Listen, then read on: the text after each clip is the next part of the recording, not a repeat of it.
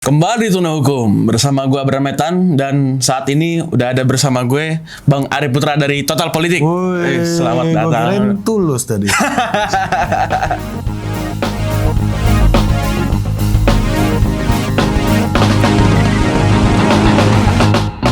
Makasih banyak Bang Ari udah datang nih. Iya bro. Kita lagi bicarain tentang penundaan pemilu. Lagi rame nih kayaknya di mana-mana lagi ngomongin soal itu. Penundaan pemilu, perpanjangan masa jabatan presiden atau 3 periode. Nah itu katanya tiga-tiganya jadi berkaitan juga satu sama lain nih. Iya. Pertama-tama mungkin sebelum kita bahas tentang politiknya, gue kasih tahu dulu tentang hukumnya. Ya. Jadi sebenarnya bahwa tentang pemilu dan masa jabatan presiden itu diatur di Undang-Undang Dasar 1945, yang mana di pasal 7A, di pasal 7 diatur bahwa presiden dan wakil presiden memegang jabatan selama 5 tahun dan sesudahnya dapat dipilih kembali dalam jabatan yang sama hanya untuk 1 kali masa jabatan. Dan di pasal 22E Undang-Undang Dasar 45 itu diatur bahwa pemilu itu dilaksanakan dalam 5 tahun sekali. Nah itu yang menjadi udah menjadi konstitusi kita, tapi sekarang politisi meminta itu dirubah. Ya. Nah menurut lu gimana Bang? Ya, konstitusi kita selalu mengatur jabatan itu dengan sangat detail. Lu baca deh, semua jabatan publik yang ada di dalam konstitusi itu dijelaskan dengan sangat detail, dengan sangat jelas gitu, dan sangat to the point gitu ya menurut gua. Dan tidak mungkin kalau untuk soal jabatan ya aturan-aturan pendukung tuh lebih ke petunjuk teknis ya, dibandingkan isu-isu lainnya yang ada di konstitusi kita gitu. Nah, termasuk juga soal jabatan presiden karena ini jabatan tertinggi dan itu pasti diatur secara detail dan secara berbagai dimensinya juga dikatakan secara eksplisit dalam konstitusi kita. Nah, problemnya kan hari ini bukan soal, kalau bagi gua, bukan soal konstitusi itu bisa diamandemen atau tidak. Karena konstitusi itu boleh diamandemen. Boleh, itu diatur di pasal 37. Iya, 37 kan, boleh diamandemen. Ya kan, dan ketika sampai syarat minimal untuk mengamandemen itu, ya boleh masuk gitu, boleh masuk ke perundingan gitu. Kalau kata Naga Bonar, berunding, nikah masuk juga. Nah, jadi masuk ke perundingan dengan prasyarat tertentu ya, dengan berapa kursi segala macam itu boleh diamandemen, nggak ada masalah. Bahkan Amerika aja udah melakukan amandemen sampai 10 kali ya, 20 kali. Lebih dari 20 kali. Antara rentang itu emang. Iya. Dan di Amerika tren banget soal freedom of speech, selalu ngomong kan first amendment. Dia kan selalu ngomong kembali ke awalnya itu. Iya kan, amandemen pertama. Ya di seluruh dunia mengamandemen konstitusi itu hal yang biasa gitu. Namun yang menjadi problem adalah kita itu punya historisitas, punya traumatis, bisa dibilang historical trauma gitu. Ya, yang mana kita itu punya trauma dengan kekuasaan yang tidak terbatas, Bram. Ya kan? Oleh karena itu kekuasaan itu harus dibatasi. Ya, makanya ada istilah dalam politik itu, ada istilah democratization dan ada istilah post-authoritarian regime. Gimana tuh? Jadi itu dua istilah yang meaningnya sama. Ya, secara meaning sama-sama pemerintahan yang udah nggak otoriter lagi. Tapi konteksnya beda. Kalau democratization itu adalah upaya memperkuat kelembagaan demokrasi kita. Sementara post-authoritarian regime itu adalah watak otoritarian yang masih bertahan di dalam sejarah setelah rezim otoritarian jatuh.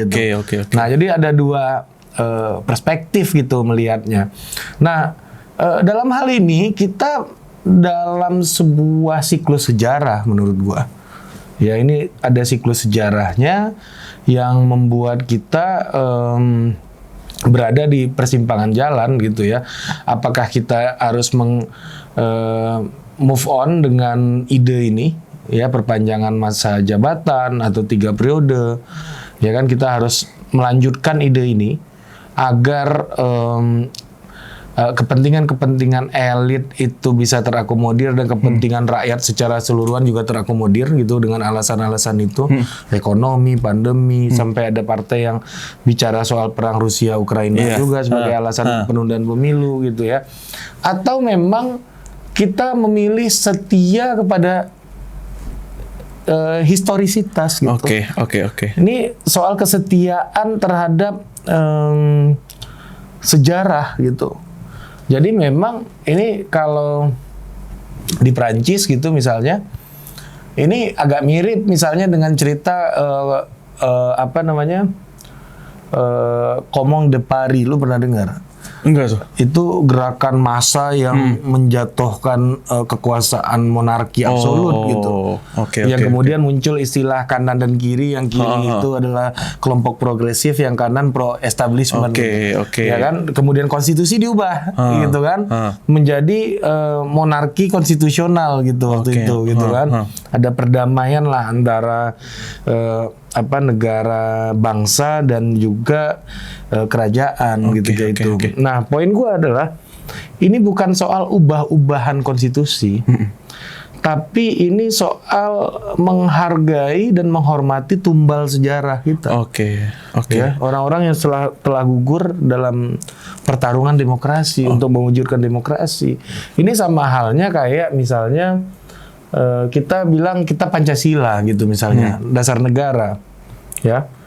Itu dalam rangka untuk menghormati konsensus, ya. Dasar negara kan bisa aja diubah kan? Bisa kan? Bisa. Ya kan, secara tata negara bisa. Kalau di UUD itu ada beberapa yang nggak bisa diubah itu NKRI itu nggak bisa diubah. Ya, kalau Pancasila dasar negara bisa. Setahu gue juga nggak bisa deh. Setahu gue juga nggak bisa. Ya.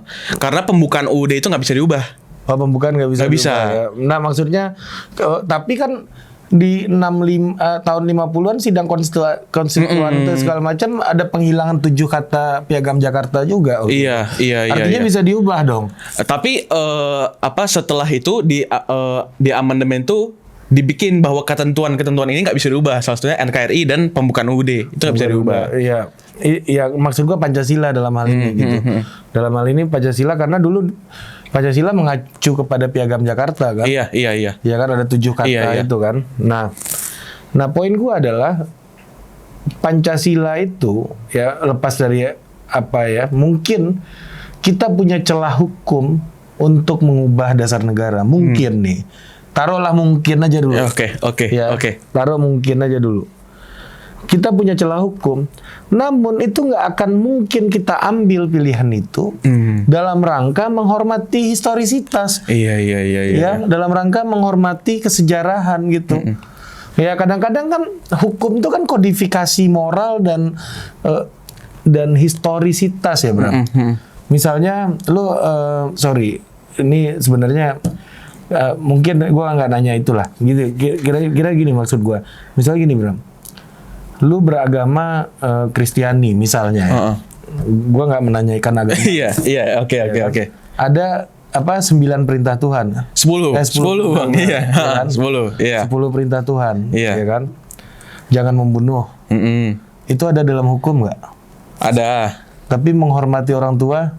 Nggak ada. Nggak ada kan? Iya. Tapi kita harus hormat kan? Iya, betul. Nah, itu hukum tuh ya kayak gitu. Ada di moral kita, di dalam histori kita, yang mana kita harus menjalankan itu. Namun di hukum nggak diatur, tapi kita harus kerjakan gitu. Iya. Oke. Jadi dia kodifikasi moral. Kalau bagi gue, posisi gue bilang di sini, gue sebagai content creator gitu ya, dalam posisi politik yang tidak setuju gitu. Karena, jadi sebenarnya pada hakikatnya emang secara hukum dan ini boleh memang konstitusi boleh. Tapi terserah. gimana kita menghargai historisitas. Karena kehidupan kita hari ini tuh kan akibat dari apa yang orang-orang masa lalu wariskan, apa yang orang-orang masa lalu harapkan. Iya. kehidupan Abraham hari ini, kehidupan Ari Putra hari ini adalah mimpi orang tua kita. Oke, Gitu loh, iya. Gimana mereka dulu berjuang tahun 98 itu mengubah betul, itu ya. Iya, betul. oke. Gimana orang tua gue berjuang di masa lalu agar anaknya bisa sekolah gitu. Oke. Nah, tapi menarik sebenarnya akhir-akhir ini tuh terjadi kayak gitu wacana-wacana yang sebenarnya mungkin bagi kita kok gitu ya, tapi itu sering terjadi sebenarnya. Itu sebenarnya kalau dalam kacamata politik karena sebenarnya masyarakat sekarang udah mulai melek hukum. Tapi gimana supaya kita melek politik. Tapi gimana cara kita tuh supaya dewasa politik? Sebenarnya gimana sih kita harus melihat atau menanggapi kalau politisi lagi ngomong kayak gitu, misalnya dasar negara mau diubah atau misalnya masa jabatan presiden harus diperpanjang, penundaan pemilu. Itu sebenarnya kita tuh ngeliatnya gimana sih? Apakah kita yang ngeliat itu sebagai jokes aja, bercandaan aja, atau emang itu harus dibawa serius dan kalau memang itu salah harus ditolak terus gitu? Gimana, Bang? Ya kalau gue sih ngelihatnya lagi memang apa ya, gue nggak mungkin dong gue bilang itu pesanan presiden, kan nggak mungkin gitu kan.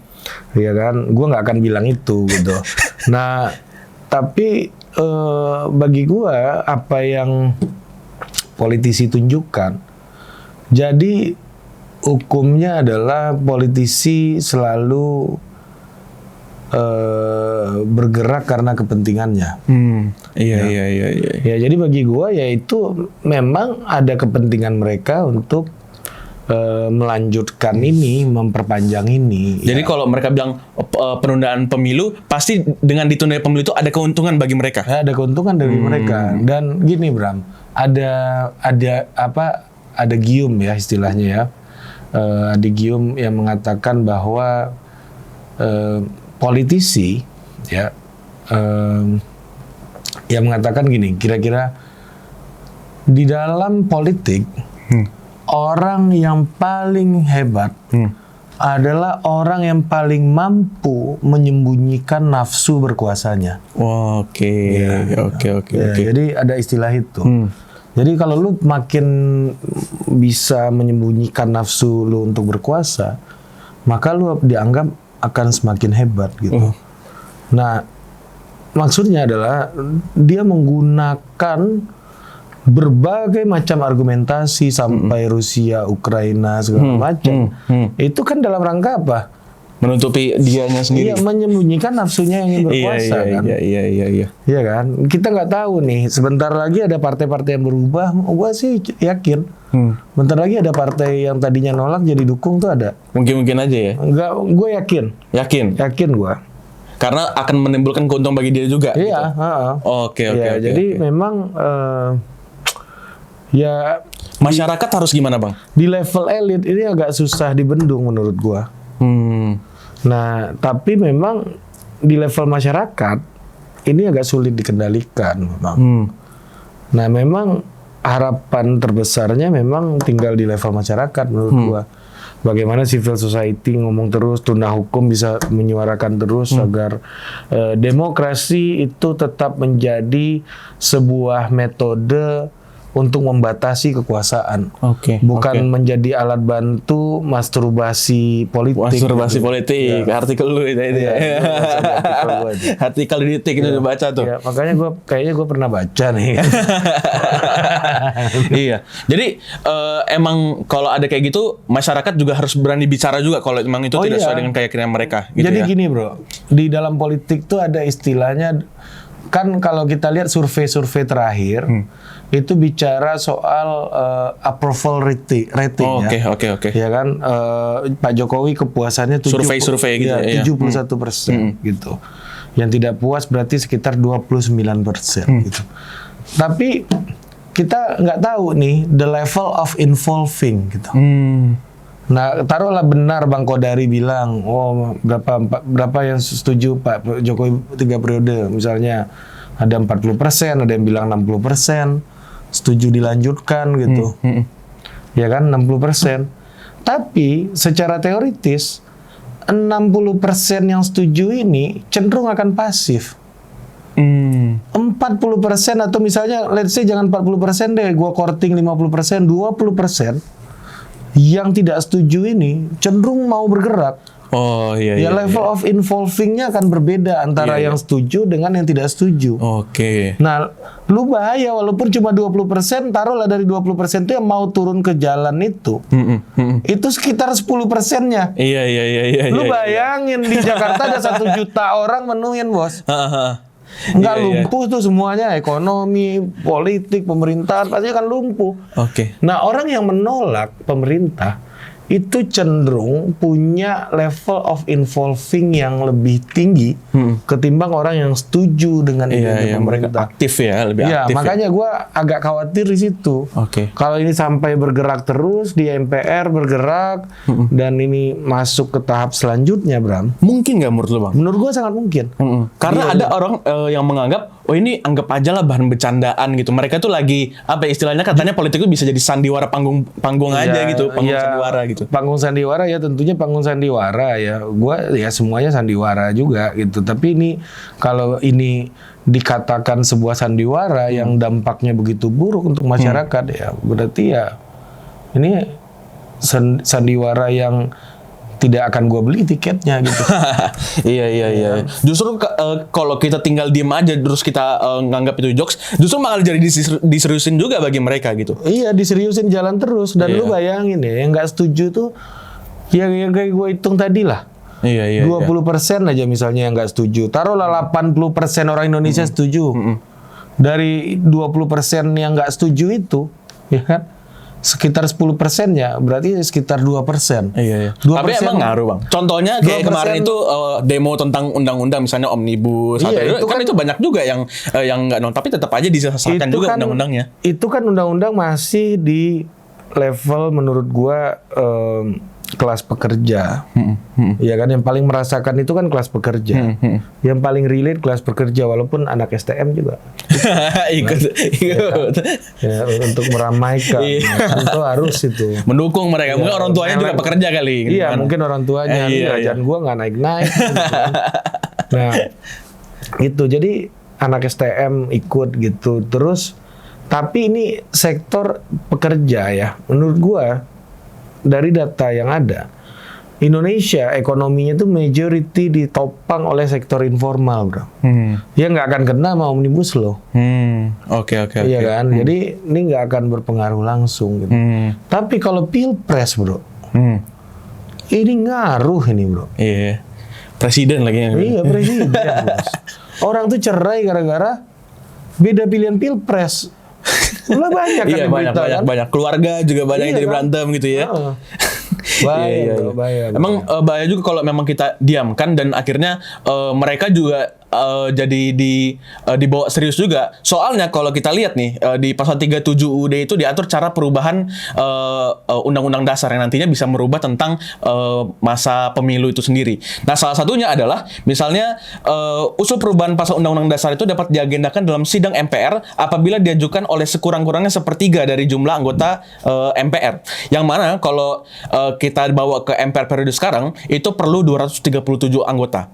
Nah, habis itu untuk mengubah pasal undang-undang dasar di ayat 3 itu diatur bahwa harus dihadiri sekurang-kurangnya 2/3 dari jumlah anggota MPR. Nah, kalau dibawa ke periode sekarang ada 474 dari 711. Lalu kalau untuk memutuskan untuk merubah pasal-pasal tersebut itu sekurang-kurangnya persetujuan 50%, yang mana perlu 357 anggota. Yang mana kalau kita bawa ke periode sekarang itu tuh udah banyak ya, koalisi-koalisi nih. Sekarang koalisi makin nambah, apalagi terakhir itu PAN masuk kan. Yang berarti sebenarnya dengan jumlah koalisi itu kalau nggak salah mereka tuh udah ada 471 anggota DPR yang berkoalisi. Jadi mereka itu udah masuk kepada cara untuk usul merubahkan itu mengagendakan dan juga untuk memutuskan bahwa pasal itu harus diubah. Yang tinggal enggak aja itu hanya untuk menghadiri quorum rapat. Itu kurang, kalau nggak salah kurang 3 orang lagi. Jadi tinggal 3 orang anggota MPR non koalisi atau misalnya anggota DPD yang mungkin orang partai juga, tinggal dia aja 3 orang itu bisa jadi serius nih, bisa jadi beneran nih diubah UUD-nya. Jadi ancamannya bener-bener ada nih kalau kita nggak tinggal diam doang gitu. Iya, kalau mengubah undang dasar ya itu soal tidak mudah bagi presiden atau pemerintah yang didukung oleh single majority gitu ya. Ya nggak akan terlalu sulit lah. Tapi ini kan yang sulit nih komitmen dan kesetiaan kepada kesejarahan gitu ya. Seperti yang gua ulang tadi lagi gitu. Karena semuanya itu ada darahnya, ada perjuangannya gitu. Yang tiba-tiba hari ini karena ada 1-2 persoalan itu diubah ya, mengikuti selera, mengikuti keinginan gitu. Yang mana kalau kita uji argumen-argumen yang mendukung pun, Bram, ya itu sangat. Iya, kayaknya biasa. Kayak argumennya itu kan belum ada orang baru. Terus karena pandemi, program-programnya jadi nggak jalan, gitu-gitu ya. Iya, nggak ada argumen yang valid. Gitu. Padahal dulu tuh gue pas kuliah hukum, gue pernah ikut lomba constitutional drafting. Itu tuh jadi gimana kita membuat naskah UUD yang baru. Jadi kita mencoba menghadirkan pasal-pasal atau mengubah-ubah pasal-pasal di UUD.